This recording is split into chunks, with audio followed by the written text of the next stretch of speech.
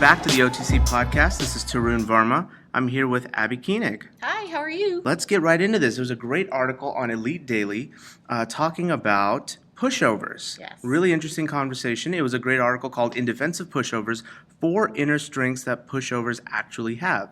Now, you said that you are kind of a pushover. Explain that to me. How so and why? Yeah, I read this and my first thought was, oh, whatever, I'm not a pushover. That's a horrible thing to say about another person. And the article even says that, nobody wants to be called a pushover. Right. But then when I read it, I started to think about it. It's like, yeah, you know what? I am a pushover. And but I'm sort of glad that this article takes it in a good direction. Right. But saying, it's not really a bad thing to be a pushover necessarily. There are certainly bad things about being a pushover, I can say. There's a good and a bad to being on the other side of that too, right? So if you're that alpha male, I think that would be the counterpoint to this, right? That alpha male. There's goods and bads to that too. Yeah, definitely. I think that's how you get a partnership, whether it's a really good friendship, a really good relationship or a marriage. I think one person has to be, I guess, the bad connotation, the pushover, and the other person's alpha male, because that's how it kind of works. Yeah, right? It's definitely, if you have 2 alphas, you're in bad shape. Yeah, we've all seen that go badly. And then 2 pushovers, well, that tends to not really go anywhere at all. Yeah, nothing gets done at all. Nobody wants to be the one to pick the restaurant to go out to dinner, and I have been in that relationship before. I've been there too. So what makes you exactly a pushover then? Let's define that. Well, I think that a pushover is somebody who often backs down and lets the other person get their way, doesn't really want to get in any type of confrontation. Okay. So they often take the step back, or they say, you do whatever you want to do and I'll just sort of follow along. I don't want to say a pushover is a follower, though, because I don't think that that's necessarily true. I just think that they are thinking too much about other people's feelings and maybe not enough about their own. That kind of leads right into that first point where it's pushovers are not weak. They're some of the strongest individuals around. And I kind of take the whole Zen approach to this where they pick and choose their battles, I guess, better than alpha males, right? Yeah. So the alpha predators out there, they're the ones that are just for every little thing. No, I want butter on the popcorn. I want this. I want that. And it's like, well, you pick and choose. That's kind of, you come from more of a Buddha standing of like, hey, you know what? This isn't even worth it. Yeah. I'm not even going to bother with this issue. So take it. And kind of 90% of most of life's choices are kind of like that. They're kind of frivolous. Oh, definitely. So, I mean, buttered popcorn, at the end of the day, who really cares? But I do actually. I don't want butter on my popcorn. But I would let you have butter on your popcorn and share it with you. But I agree with you. I mean, when the article says, pushovers are some of the strongest individuals, it's like you have to be a little bit stronger to sort of suck it up, I think. Exactly. Maybe it's not strong and doesn't come across as strong because the alpha, like you're saying, is like this forceful, in your face, my way or the highway. Right. And the pushover seems like this timid, sort of meek person. But keeping it inside sometimes is a strength, I think, that not everybody has. I think it's something that comes along with when we talk about wisdom.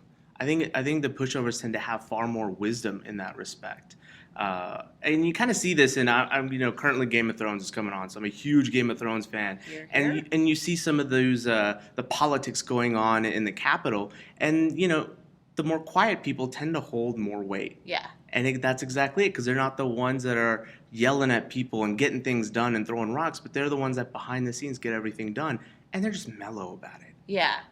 That's what I feel like the modern day pushover is, which is why I don't like that term anymore, because they're really the ones that are more powerful, I think. Yeah, I agree with you. I mean, you want to say Game of Thrones, little Tyrion is going to be the one to take over in the end as he's quietly. That's what I was talking about, that guy.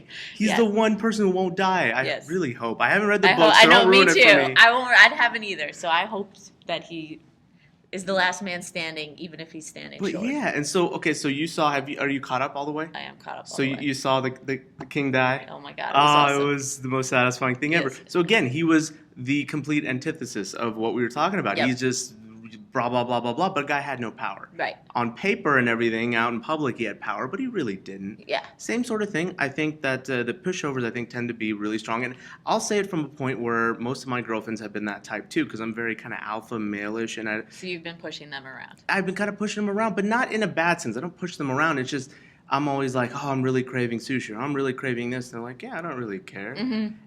But whenever I choose to kind of be the pushover myself, then you're right. Then two things don't go anywhere. Right. Because I'll be like, oh, you can pick whatever you want for dinner tonight, babe. No, you can. It's totally cool. And then we go back and forth for 15 minutes like that, and then we get exhausted. Yes. So, and then you're starving. And then you're starving at the end, and then you're nowhere. So, but I definitely get that, and I have come to really respect them now even more. I'm like, you know what? They were stronger for that because they just let me be the bumbling idiot. But really, they were stronger because they knew this battle isn't worth it. This one isn't worth it. But when it matters, if the pushover stands up, that's what makes them strong. Yes, I think so too. But I think they have to take that stand every once in a while. Absolutely. You can't always be a pushover. You'll be miserable. Absolutely. Now, the second point, I'll let you talk more about it. We believe that people are inherently good. Yes. So I thought this was interesting because I feel like as a pushover person, I am always surprised at people. Even at the old lady age that I am, I still am surprised that people are so disappointing, I guess, because I do think everybody is a really good person. And I mean, I could give you examples, endless amount of examples of family members and friends that you're like, when they do something wrong, it's shocking because you thought that they weren't that type of a person because you don't think anybody is that type of a person. Right. And it doesn't even have to be a bad thing necessarily that they're doing. It's just surprising. So, I mean, I'm a teacher. I have students. I think all of my students are telling the truth at all times. 90% of them are liars, right? Like, how many excuses, like dog ate your homework excuses have I can't even tell you the excuses I've heard. I mean, I had a student last semester who told me that their friend tried to commit suicide and that's why they didn't have their paper. And I was shocked. And then it was completely made up. Jesus. Yeah. And I really am always really shocked when people do bad things because pushovers think, well, I'm a good person, so you must be a good person too. See, on the flip side of that, having been in school for 26 years, I'm a lousy student. I mean, I didn't come up with elaborate lies or anything, but I cut corners wherever I could. I may have taken advantage of trust when possible, and it's because I don't know, maybe I'm kind of a shitty person. Maybe that's it. No. Being a pushover, maybe I don't know, that part really hits me where it's like, you know what? I've come to believe that most people probably aren't good human beings. If I've lied to a certain capacity, I imagine human beings are capable of far worse than that. Right. So I tend to think that about everyone. So you have to have a counterpoint to that. There have to be people who believe in the good and not the bad. Yeah, there So- has to be, or this world would be horrible if you walked around thinking everybody was evil, if everybody thought everybody was evil. That part with this point was actually the biggest highlight that I didn't see coming. I was like, they think people are inherently good. I was like, really? They do? Because I didn't think that Yeah. way. But that was the biggest shocker for me in this article. Now, the next point was, we are not concerned about what others think of us so that we can feel good. I think that is the strength, and then it shows the weakness on the other person's behalf. Yeah, and I don't know if I agree with this point Really? 100%. Okay. I think that pushovers actually are concerned with what other people think. And maybe not what other people think about us per se. Like, I don't know if I care what you think about me, but I want to. No, that's a lie. I do care what you think about me. If I think everyone's inherently good and I'm inherently good, I want you to think I'm good. So Right. I will go out of my way for you above and beyond. And then if you don't think that if you don't think good things about me, then why did I bother doing all of this? That's sort of, this was the only point that I was like a little on the fence with that I don't know if I agreed with 100%. Because they say, it's important to note that people pleasers are inherently caring while issues may arise regarding their value.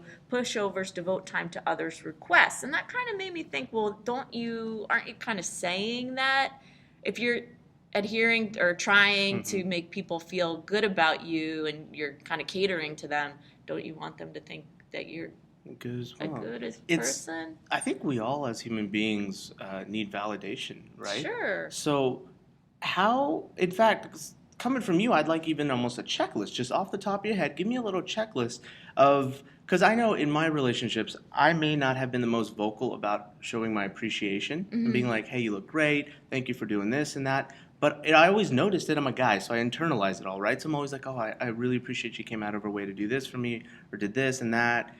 But what is your checklist as a pushover? What are things that you need, like emotionally, from another person, whether it be a friendship or a marriage, in which you need that kind of validation? Because as a pushover, you tend to give more than you receive, Yeah. right?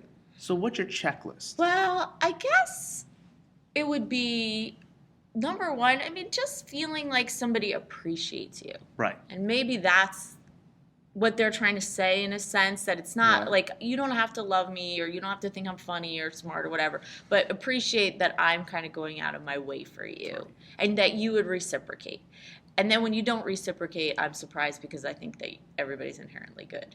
Okay, well, in that respect, there are now it depends on who you are as a person. Do you prefer more vocal appreciation, validation, or more appreciation through actions? Someone coming through in the clinches more than saying, "Hey, thank you so much, thank you," or the thank yous kind of valued less for you, or is it more about the actions? I think it's more about the actions for Okay. me. I mean, you can, I don't know, bring me flowers and that's nice, but like just put your dish in the sink or whatever. Like that's nicer to me.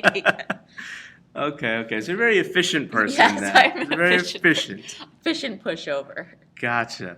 The next point was we pick our battles. Yeah. We've been talking about this I through think the that's whole right article. on, yeah. And I think that's what's made me almost want to step back in my role and just say, hey, you know what? That's one weakness I have as a human being is I don't pick my battles correctly. I don't evaluate and say, hey, you know what? This isn't worth it. Screw it. I'm not going to touch it. So do you find yourself getting into confrontations often because of that? Not really. It's just little points. When we talk about this, I'm not talking about giant arguments or Right. anything. I'm not a combative, argumentative Mhm. person. I'm a very docile creature. You've seen that. Right? Yeah, and so when I talk about preferences, it's kind of like if you were like, hey, I'm going to go get a drink. What do you want? I'll have a specific thing. Mhm. I'll be like, I want this, though. Right. And I want that. And then when Friday night comes, I kind of like a certain routine on a Friday night. I want to do this, this, and this, and this, and try to squeeze it all together. And so my personality traits are such that I'm very kind of demanding in that sense. So being with someone who's equally demanding, I tend to kind of clash with. Right. And so, but that's something that I've learned over time is, hey, you know what? Look at the big picture. And if it's not important to the overall good of what you have, right? When it comes to your mother and your father and this and that, I'm sure the same thing with you, your mom and dad. Mom and dads can be a very tricky scenario, right? Yes. They constantly nagging and picking over small things, and it's very easy to fight with them on it, right? Mhm. My little brother is the same way. He will pick any little thing they say, and he'll just rebel with them, just get into it with them. With me over the years, I've noticed I've learned to just back off and just say, okay, I got you. I'll do it, whatever you need. And it's the bigger ticket items that I'm like, okay, you know what? This issue is important. We got to talk about this and kind of have an argument. But most of the time, I just smile and I say, all right, Dad, whatever you want. Yes. And I think that's where I'm kind of learning myself. And I think that's important because if not, you spend most of your, I mean, as a pushover, I think it's important because if not, you spend most of your time arguing with somebody about whatever. Right. A personal example, I just had some kids. Everybody comes out of the woodwork to tell you the right way to do things. Oh, wow. And I have just been like, you know what? Thank you for your advice. I appreciate it. And when you leave my house, I will probably throw away whatever it is that you bought me to use on my children. But what's the point in fighting, you know? And It's maybe I not. seem like a pushover to them because I'm doing that, but it just seems like this article is saying, pick your battles. Well, another thing I want to touch on is over the years I've noticed, like, so I'm not all the way alpha male. I am also a pushover in a little bit. We're not all black and white, right? We Mhm. all have shades of so-and-so. Right. I remember when I first was an intern in a pharmacy, I had a preceptor who was really kind of a mean, kind of douchey guy. Mhm. But he was fun. He was funny. And he meant it all in love, but he was one of those tough love guys. And he told me, and I was messing up a lot here and there, just not doing things right. And he goes, Tarun, and this was a time when the word retard was a little bit more lax usage. He goes, Tarun, everyone's retarded, all right? We're just all retarded in different proportions. You happen to be retarded more than others. It's not very nice. It wasn't. I was like, well, thanks, man. I appreciate that. That always kind of stuck with me. I was like, we're all degrees of something. Yes. We're not either just a pushover or we're not just the pusher backers. Uh-huh. We're a little bit of everything. Yeah. And as we grow older, the hope is that you kind of get that little balance there, where you're not too much of one thing. I've always believed in balance, so I'm always about, try to strike the 50-50 there. Try not to be more one than the other. I agree. Yeah, I agree. Because if you let yourself get pushed around all the time, I mean, for one, you sort of devalue yourself and your opinions. And the more and more that happens, your self-confidence goes down, and then you never really speak your mind, and then you're not being your true self, I don't think. That's very true. I think when you're in your 20s and late 20s and whatnot, I think it gets to a point where it's that self-exploration kind of, you find a good plateau. I think it's worse for the kids that are in school, like the high schoolers in that era, because I was a pushover in high school, hands down, I was. Yeah. I am a complete 180 now than I was before. My best friend, complete different person. He was the alpha guy. I was always his second right. I was his Robin to his Batman. Whatever you want to do, man, let's do it. Let's go do this. You want to go paintballing? I'll pick up the hobby. I was always like that. And I noticed the flaws in it. And then throughout my 20s, I noticed myself do a complete 180 because I didn't like what I had become. I was a very pushover kind of a guy. Okay. But I see the balance that you need to strike to be able to have a really good impact with everyone else around you. Yeah. Right? We talked about the parents thing. We talked about the marriage thing. I think you have to strike a good balance. Yeah. Oh, yeah. I think so. And I think growing up and getting mature really helps a little bit too. God. Do you have any last points to throw out with this? About being a Any pushover. little tips? Any little things about the pushover thing? No, in the end, what we're saying, I Kind of think just strikes true. Yeah, I mean, it's not the worst to be a pushover. And that's kind of what this article is trying to say. It's not. I think in a world where most of us have come out guns blazing and have Yes. that personality, I think these are the most up-and-coming valued people we have. In corporations, I've noticed the same thing. You got those head honchos, but you know what? When you have the young, hungry cats trying to get up to the top, the clashes happen. Yeah. So you need the people that mediate. Yeah. They're the mediators. That's what I call them. Let's stop calling them pushovers. They're mediators. I agree. Negotiators. Good word for it. There you go. Yeah. We have redefined it. And with that, we will end today's podcast. We'll see you next time on OTC.